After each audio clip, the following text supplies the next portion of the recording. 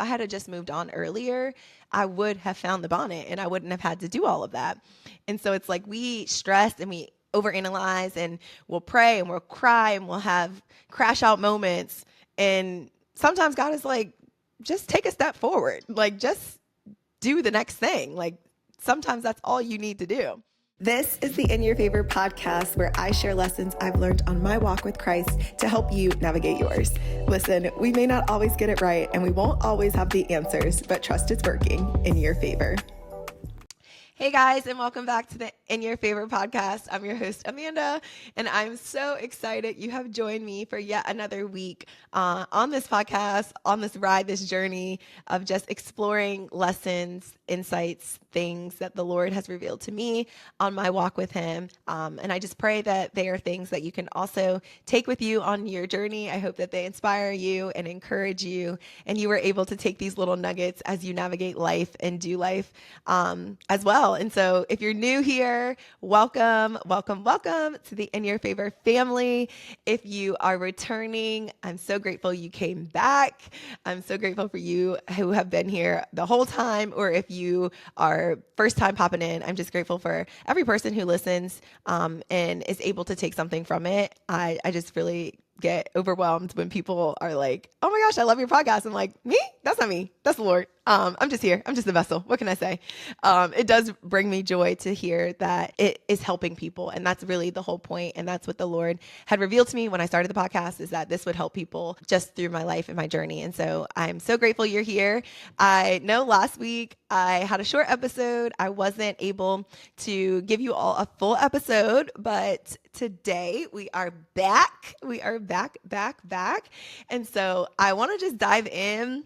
I feel like this came up for me in such a random way. And I was like, I don't really know.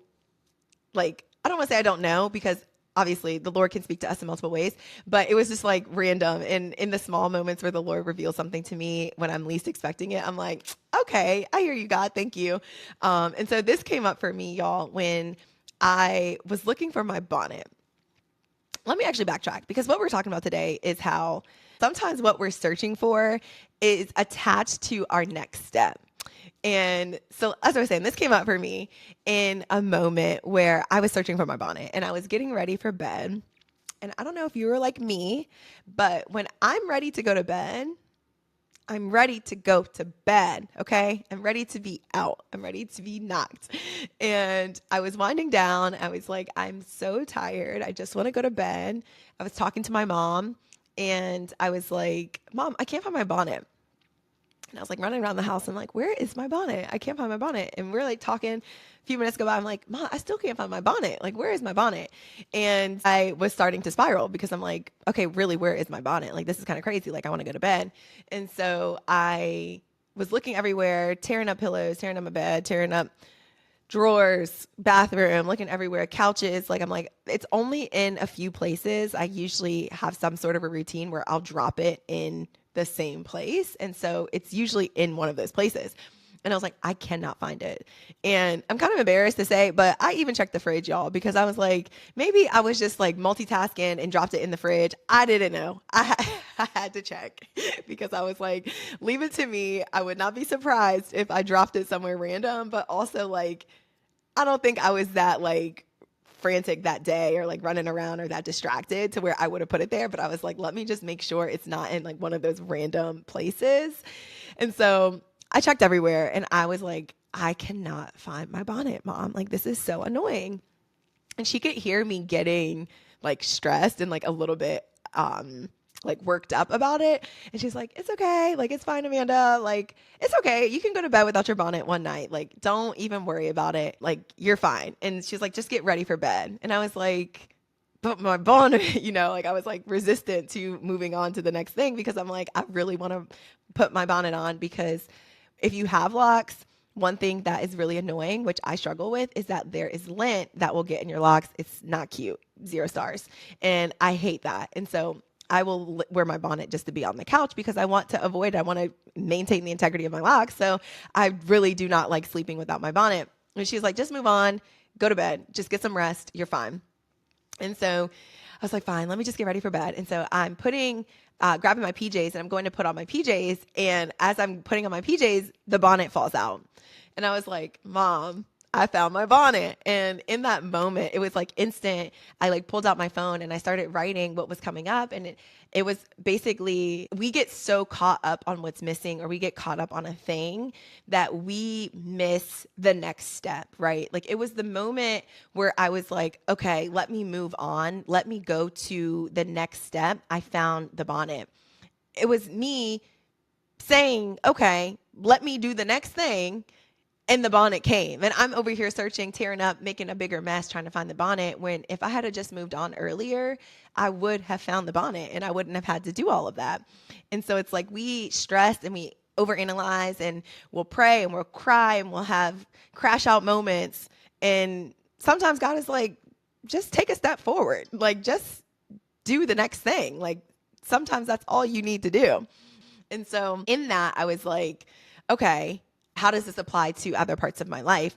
And it's not just waiting. Sometimes I feel like we look at waiting as being a passive thing, and waiting isn't always passive. Sometimes waiting looks like you taking action and you doing something.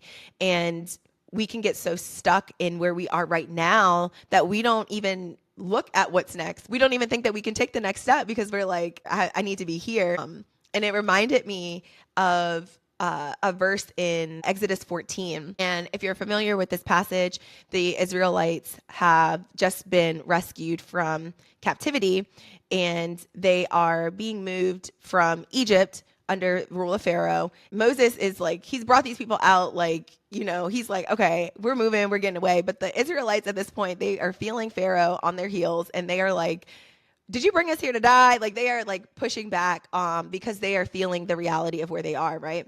And so in verse 11, it says, they said to Moses, was it because there were no graves in Egypt that you brought us to the desert to die?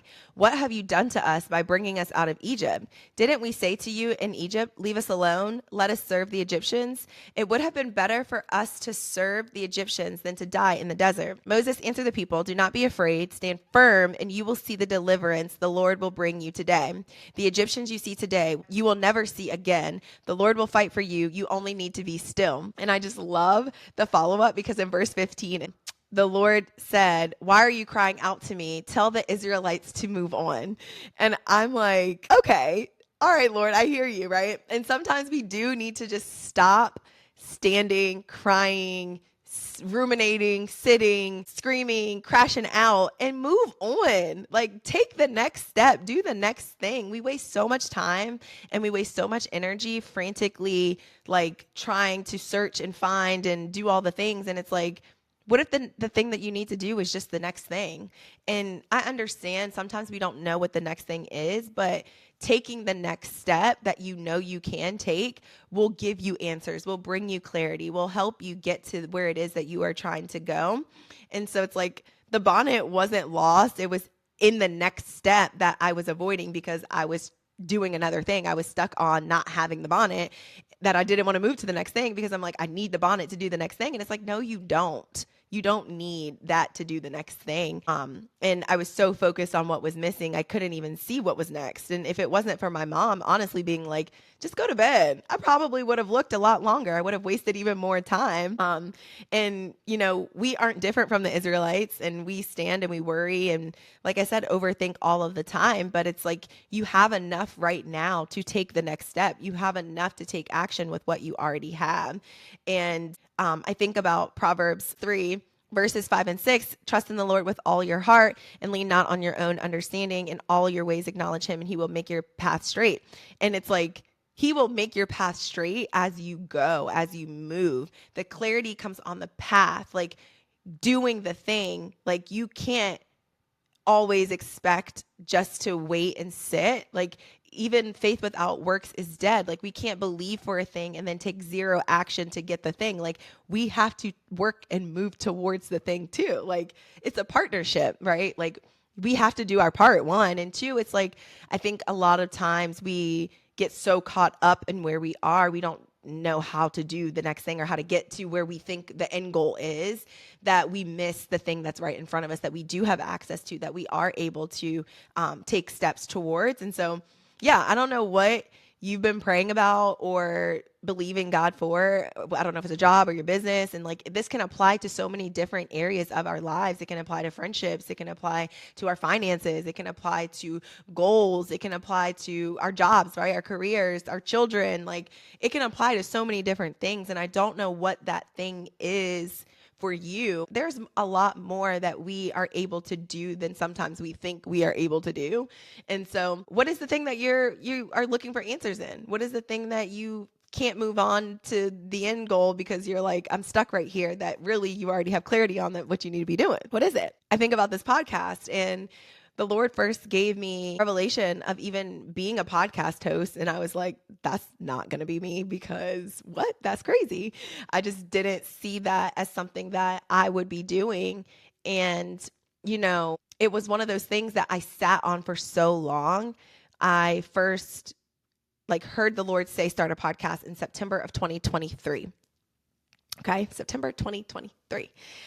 October 2023. And I was resistant. At that time, I was like, okay, I hear you, God, but I don't really see that for me. And so October 2023, I started a new job. I started the new job in September. And a month after I started the job, they reached out and they were like, hey, we would love for you to record some audios for our app. Would you be willing to do that? We'll send you a mic. And I was like, sure. Why not? They sent me this mic, right? This came not even a month after the Lord had told me to create a podcast. And so I talked to one of my coworkers about it or whatever. And she was like, yeah, I could totally see you doing that. And I was like, okay, I feel like this could work. I could use this for that, but I still don't know what a podcast even really entails to produce. Right. And so then I started researching, and I got stuck in the loop of research procrastination, and a lot of us do it. So I'm not even judging at all, but we get stuck in this space of being like, oh, I'm researching. Oh, I'm learning. Oh, I'm this, but really you're stalling on the thing that you need to be doing. Okay. Stop researching and planning and studying and making notebooks and checklists and start taking steps towards something. Okay. Okay, I'm going to get off your neck, but I do this myself, and that's why I can see when y'all be doing it. But I sat in that space for almost a year, right? And then it was just so heavy on me. I didn't do the podcast. I haven't done the podcast. But then I'm like, Lord, I don't know how to do the podcast. And I had all of the knowledge, but I hadn't taken steps in action towards actually applying any of it. Just drowning in YouTube videos and knowledge and reading all of these things, but I'm not applying any of it. And in January of this year, I was fasting and I was asking the Lord, what is the thing that needs my attention? What is the thing that you need me to focus on? And literally, I'm praying that, and the first thing that popped up, the Lord was like, what was the last thing I told you to do? And it was the podcast. And I was like, oh, I still have not done the podcast, right? And I was so convicted by my delayed obedience that I was like, I have to start this now. I have to figure it out. I have to do this now. And that was I knew what the next step was the whole time, right? I knew I needed to apply the knowledge and take the steps to create the podcast, but I was so afraid, and I didn't feel like I knew enough, and I didn't put the time and effort into applying any of the knowledge, that it was a year plus before I actually launched anything, right? And so it's sometimes we know what the next step is. Sometimes we don't need more answers from the Lord. We don't need another word. We don't need anything else. We just need to do. And so I just want to encourage you that sometimes it's us in our own way, and we need to do and take action and move forward in a thing versus just being like, I'm gonna wait, because waiting sometimes is you procrastinating and being disobedient. So I don't know. That's just my 10 cents. I'm just a messenger. That is today's episode. I feel like I can't just leave y'all right there, but also mic drop. Okay. Mic drop. I just want to encourage you that you don't have to have it all figured out today, y'all. We don't have to have a 5-year plan, 10-year plan. We don't have to have, those things are nice, but we don't have to have it all figured out. We just need to move in the direction that he is calling us into and pushing us towards. And we need to trust, right, that he will meet us in the action. He will meet us there. And that's all we really need sometimes, is just to know that he will meet us there. Listen, we may not always get it right and we won't always have the answers, but trust it's working in your favor. Bye.